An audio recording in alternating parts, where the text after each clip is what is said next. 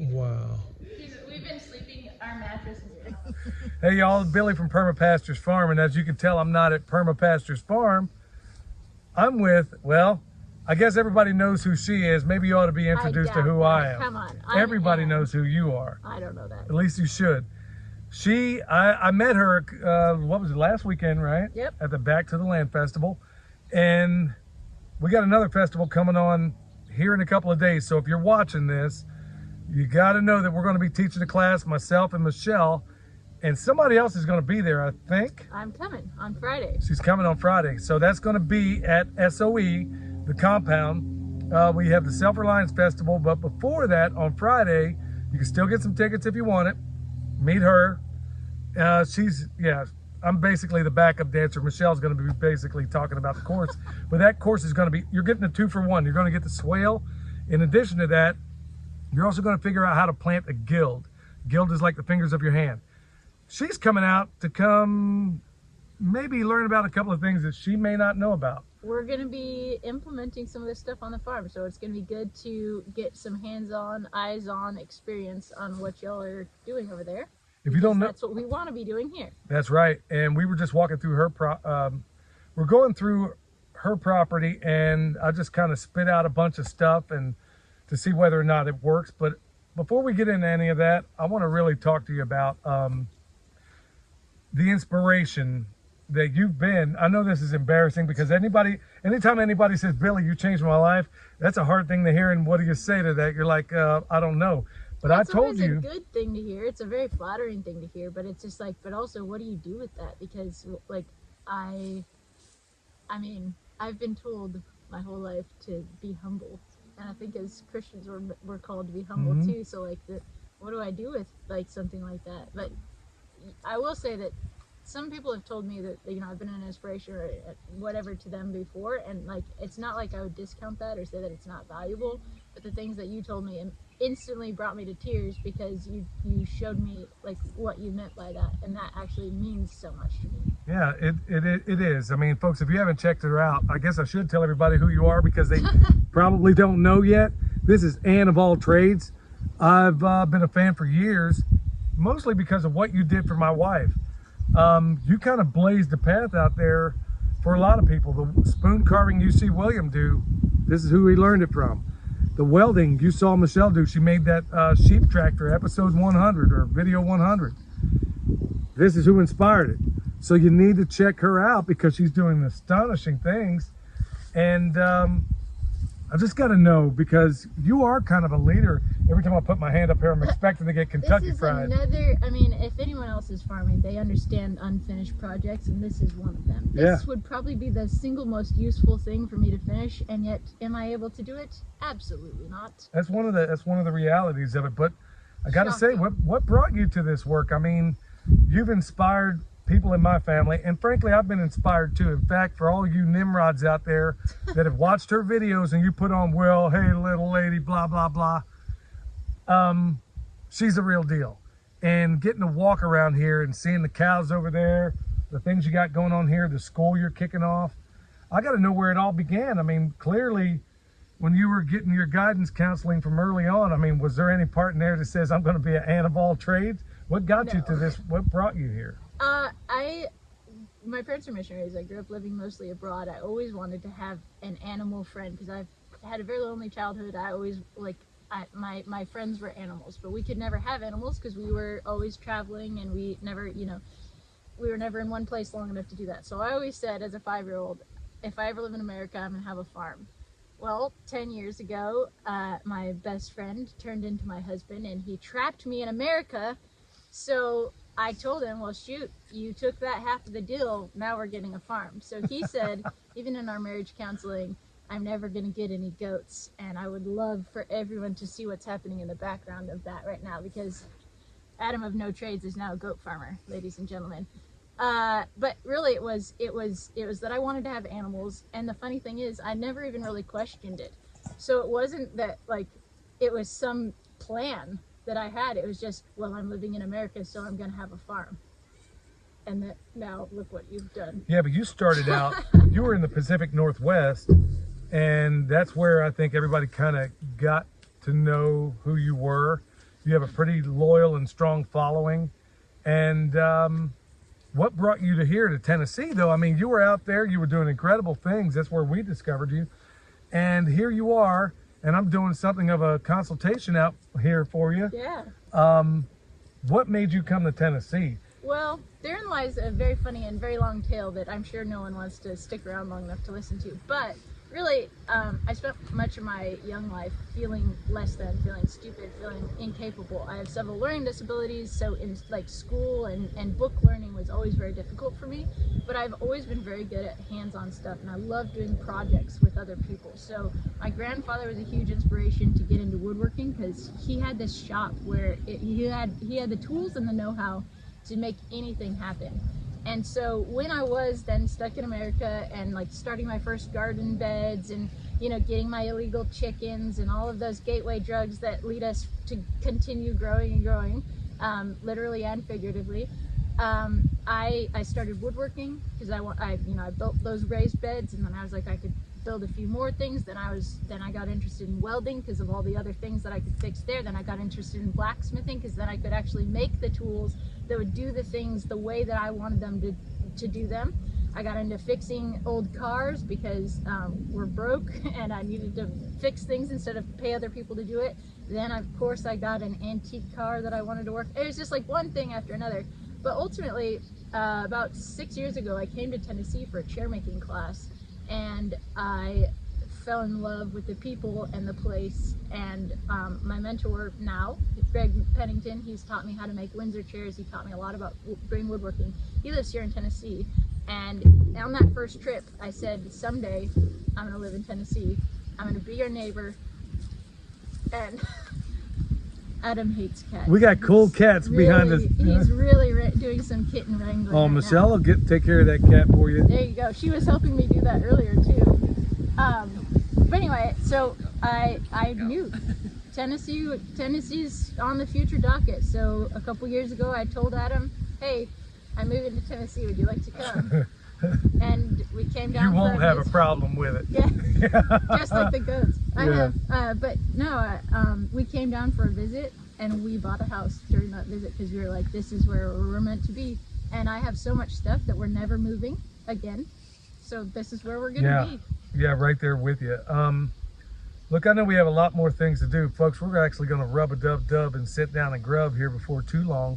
So I want to ask your advice regarding all the people out there, because let's be honest here, you're doing a lot of trades here that a lot of people are telling women they can't do. When Michelle was when she was in welding school, there were grandparents telling their granddaughter, no, you're not allowed to do this. This is, women aren't cut out for this. What encouragement do you say to all these ladies, whether young ladies, old ladies, whatever the case may be? What do you say to those people that feel like that they're just destined for domestic dullness, doing a job maybe they hate? And how do they become the next Ann of all trades? How do they do their version of it? Listen, I don't have any judgment for any path that anyone wants to take in life. Actually, funnily enough, it's been my dream since I was 5 years old to have a farm and to be a wife and to be a mom. And we haven't been blessed with kids yet, and so I mean, this is the result of that. I have all these animals that I care so much about, and I try to take care of my friends' kids and everything else. But all that to say that your gender has nothing to do with your capabilities or your abilities or the opportunities that you have. If you have an interest in something, go for it. Don't let anyone tell you that you can't, because that's garbage. Actually, I've had the privilege of getting to know I used to be the only female woodworker that I knew, and now I've had the privilege of meeting so many totally BA female woodworkers, blacksmiths, welders and fabricators, like car mechanics, all these things, and there's something that I think that actually women can bring to the trades that actually men can't.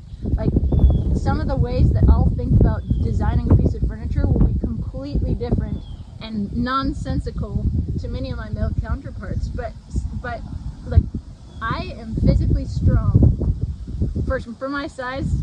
man, I could whoop some tush.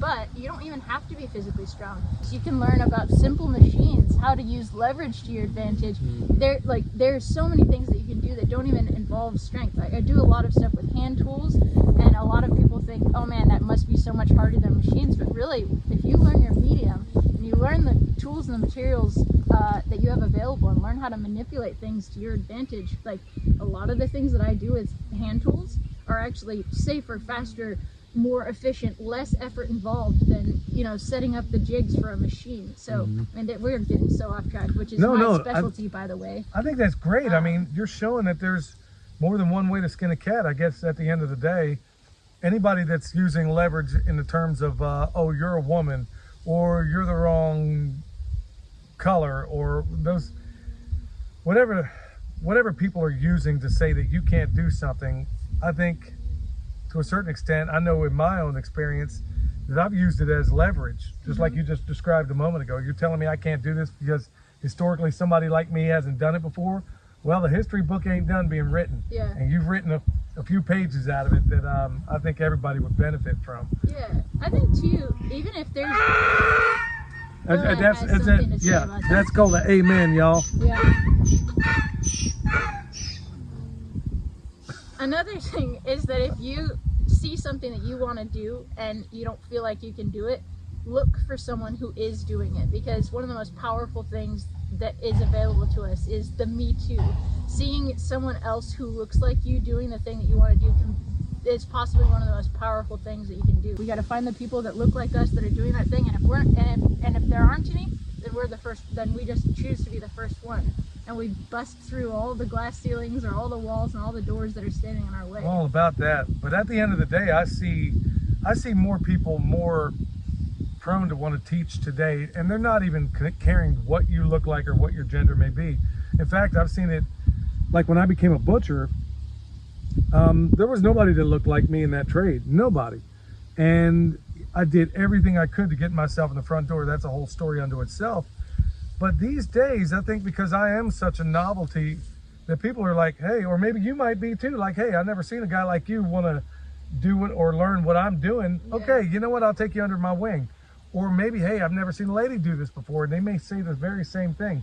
I think these days, despite what the media tells us, I never seen the barrier to entry so low to learn a craft or a skill that you want to get as it is right now. Shoot, and I've been at this a long time. Literally, you've got Google at your fingertips, which can be too much. It can be overwhelming, but literally anything that you want to know is available and mostly free. And if it's not free, shoot, you got to get good at asking your friends. Like one of the things, like we were just talking about this, I would love to hire you for a consultation, but actually I think that we both have like value that we can offer. We can come up with a trade, and then we have a great relationship built on our mutually shared and respected skills. We have a reason to be talking on the phone and to be encouraging and inspiring each other. And now we have a way to help each other out. And bartering and trading has been one of the, I've learned I couldn't afford to take woodworking classes. I learned through bartering and trading my time until I was running a woodworking school and getting paid to take those classes. That's exactly what I'm talking about. Yeah. Yeah. Yeah. I mean, as far as bartering, that's the way I like to roll too. Like you said, a value for value exchange. I've talked about it a number of times on my channel, how we've gotten so many things. In fact, the honey we have, I could sell it and make a certain amount of money, but I've probably trading my honey for Triple H wood chips. It's been a far greater value to me than if I'd have just taken it. And plus, there's something very personal about that. There's something very cool about saying, hey, I give you this, and maybe you give me this. And it doesn't, in fact, honestly, the best trades I've ever done have absolutely nothing to do with what everybody thinks is valuable. Yeah. We live in this culture where we know the price of everything and the value of nothing. So one thing I truly value is her time and what she's done for my family. So y'all please check out Ann of All Trades. I've always got a strong, hey, before we get out of here, I want you to tell everybody about what they can't see in the background and your dream that's unfolding right now. What's that all about? Yeah, so I've been working since we moved to Tennessee on building a school. It's called the School of All Trades. It's we will have some classes here on the farm that will be in person, But really, a lot of the time it's going to be a filming studio for our online platform where we'll be teaching online classes about all kinds of homesteading skills. But the funny thing is, I wanted in building this place and designing our farm around the place that we're going to spend the rest of our lives, I kept thinking over and over, if you build it, they will come. If you build it, they will come. So I wanted to build the farm that people wanted to come and teach on. I wanted to build a place that would attract your kind of people out to come and teach other, like to use this as an example to teach other people. I wanted to have the wood shop that would attract the best teachers so that we could make accessible content for like our online audience, where people like me 10 years ago who couldn't afford to take a week off of work and travel across the country and take a class, to be able to have access to the best teachers and the best knowledge. And that's what we're trying to build. We've had some hiccups along the way, and if you check out my channel, you can learn more about a few of those hiccups. But we'll get there in the right timing, in the right place, because man, even the dream itself has evolved so much in the many setbacks and time delays and money delays and everything else as we've been trying to do that. And it's more beautiful and more special as a result. I mean, we've had to rely so much more on our community than I would have ever liked to, but what a beautiful community that's built, and it's only going to get better from here. How cool is that, y'all? Here's why she's the best at what she does, y'all. You got young girls, really, she ought to be on your homeschool curriculum. I mean, really, you ought to be on everybody's curriculum, because you've been a joy and a blessing and wonderful for my family. And I can't thank you so much, you and your husband Adam, for your time and allowing us to walk around your beautiful place here. It's been a real joy. Thank you so much. Shoot, you're welcome anytime. All right, check her out, y'all. Cheers.